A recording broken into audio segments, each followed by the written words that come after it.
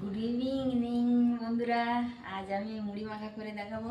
এই মুড়ি নিয়েছি, এই ছোলা আগে থেকে ভিজিয়ে রেখেছিলাম, আর মাঝারি সাইজের একটা পেঁয়াজ কোচা আর একটু ধনে পাতা কোচা।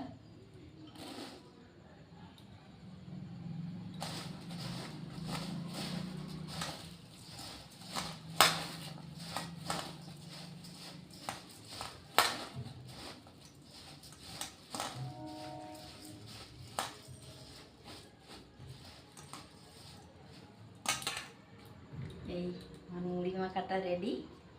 এইবার এই শসা কেটে নিয়েছি আর এই কাঁচা লঙ্কা, এই একটা কাঁচা লঙ্কা নিয়েছি।